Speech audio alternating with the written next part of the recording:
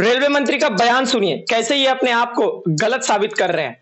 Railway में group D में अब आईटीआई होगा लागू, क्या भर्ती पे रोक लगेगी? इनका बयान सुनिए। अध्यक्ष जी, ये बात सही है कि रेलवे में टेक्निकल लोगों को ज़्यादा इम्पोर्टेंस देनी चाहिए।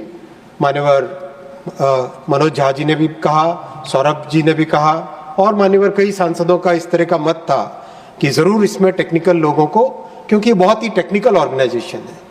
आप चाहे ट्रैक सिस्टम देखो, मैन्युफैक्चरिंग देखो लोकोमोटिव्स की, चाहे कोचेस की मैन्युफैक्चरिंग देखो, इलेक्ट्रिकल सिस्टम देखो, चाहे सिग्नलिंग एंड टेलीकॉम का सिस्टम देखो, चाहे रेलवे के ऑपरेशंस को देखो, हर जगह टेक्निकल इंपॉर्टेंस, टेक्निकल वर्क होता है। इसीलिए माननीय प्रधानमंत्री जी ने एक विशेष निर्णय लेके गति शक्ति विश्वविद्यालय के नाम से एक बहुत ही महत्वपूर्ण सेंट्रल यूनिवर्सिटी बनाई है, जिससे कि रेलवे के टेक्निकल सब्जेक्ट्स के बारे में रिसर्च हो सके, ट्रेनिंग हो सके और अच्छे से अच्छे ट्रेंड लोगों को रेलवे में ज्यादा से ज्यादा लाया जा सके। ये उस महत्वपूर्ण निर्णय का परिणाम है कि आज रेलवे में एक नया कॉन्फिडेंस आ रहा है, एक नए तरीके से।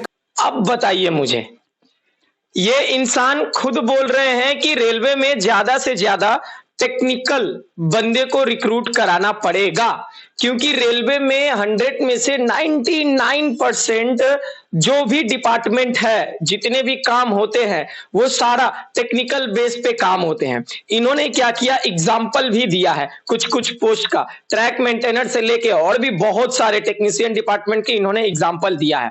मैं तो भैया सुनिए, सबसे बड़ा बात मैं बोलना चाहूंगा, भारतवर्ष के कोई भी छात्र तो नहीं बोले हैं कि रेलवे में आईटीआई लागू नहीं करना पड़ेगा।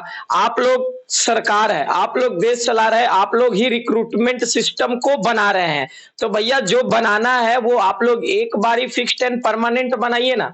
आप लोग 9-6 वाला काम क्यों कर रहे हैं? एक कहावत है हम लोग के बिहारी समाज में कि 9-6 ये बहुत करत बारन, तो भाई ये भी बहुत 9-6 करत बारन, ठीक बा। अब इन्हीं का प्रूफ मैं ले लेता हूं। थोड़ा सा हम लोग पीछे चलते हैं, आज से 6 साल पीछे चलते हैं। 2019 साल में देखिए नोटिफिकेशन, ऑफिशियल नोटिफिकेशन में लगा के रखा हूं स्क्रीन पर। आप लोगों को बता दूं 2018 और 2019 साल में रेलवे ग्रुप डी का जो भर्ती आया था, उसमें सिर्फ नॉर्मली 10वीं पास ही कैंडिडेट फॉर्म भर पा रहे थे। आईटीआई वालों का उसमें कोई वैल्यू नहीं था। लेकिन माननीय ये रेलवे मंत्री अश्विनी वैष्णव जी और माननीय प्रधानमंत्री मोदी जी, इन्होंने क्या किया, एक नोटिस जारी कर दिया। नोटिस में इन्होंने साफ साफ लिख दिया है कि 2019 के बाद रेलवे ग्रुप डी का जो भी भर्ती आएगा, उस भर्ती पे 10वीं पास के साथ आईटीआई अनिवार्य है, बहुत जरूरी रहेगा। ठीक है, इन्होंने तो ये सिस्टम को ला दिया। अब क्या हुआ, 2024 साल जब दिसंबर मंथ में ग्रुप डी का भर्ती आता है जब, तो आईटीआई बेसिस पर आता है। लेकिन नन आईटीआई वाले हंगामा शुरू कर देते हैं। उनके हंगामा करने के बाद रेलवे मंत्री क्या करते हैं, आईटीआई को हटा देते हैं, नॉर्मली 10वीं पास रख देते हैं। अब ये क्या किए, और ये सरकार क्या की, आईटीआई और नन आईटीआई वाले छात्रों को लड़वाने का काम की, जो कि अभी भी लड़ाई चल रहा है। 28 मार्च दिल्ली का हाईकोर्ट में सुनवाई होगा इस केस को लेकर, फिर 30 मार्च को कैट में भी सुनवाई होगा। यही लास्ट डेट है जिस दिन पूरा क्लियर होगा माजरा। अब देखिए, ये 2 महीना 3 महीना लड़वाने के बाद राज्यसभा सदन में रेलवे मंत्री जी 2 दिन पहले क्या स्पीच रखते हैं वहां पर, माननीय जी, रेलवे में जितने भी रिक्रूटमेंट होते हैं उन सब पर टेक्नीशियन बंदों को लेना बहुत जरूरी है, क्योंकि रेलवे का आधा से ज्यादा, हम लोग 90 से 99% पकड़ लेंगे, जितने भी काम होते हैं वो सब टेक्निकल बेसिस पर होते हैं। तो रेलवे का मजबूती नींव है, जो नींव को मजबूत रखने के लिए हम लोगों को टेक्निकल बंदे बहुत जरूरी है। तो भाई मेरा कहना है, आप एक बार बोल रहे हैं आईटीआई लगेगा, एक बार बोल रहे हैं आईटीआई नहीं लगेगा। हम लोग तो कुछ नहीं कर रहे हैं, आप ही नियम बना रहे हैं।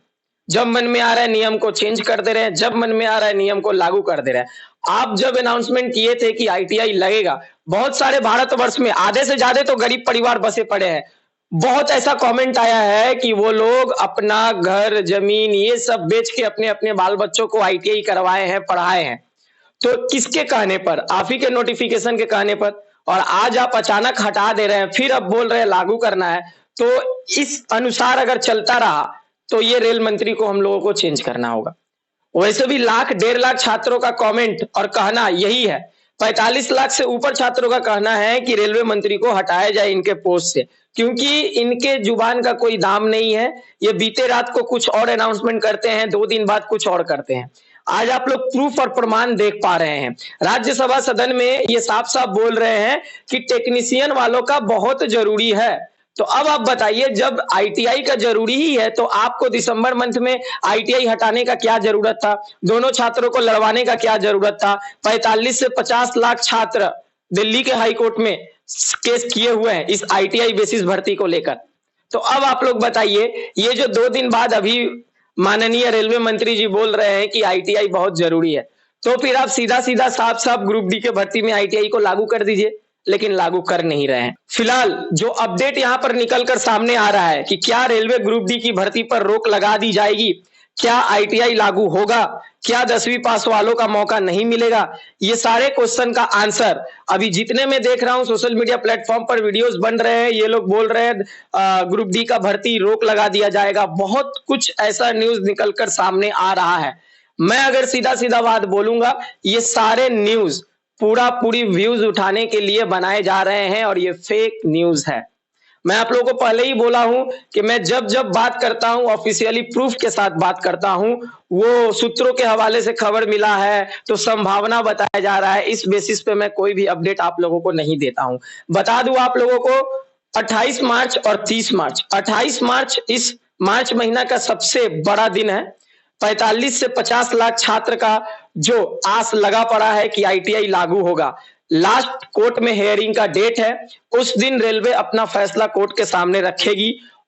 ऑल इंडिया टेक्निकल ऑर्गेनाइजेशन के महासचिव है गौरव जयराम, जो कि पूरे भारतवर्ष में आईटीआई संस्था के मेन इंसान है, ये प्रोटेस्ट में हिस्सा लेने वाले, इन्हीं के देख रेख में 45 से 50 लाख छात्रों का आस जीवित है।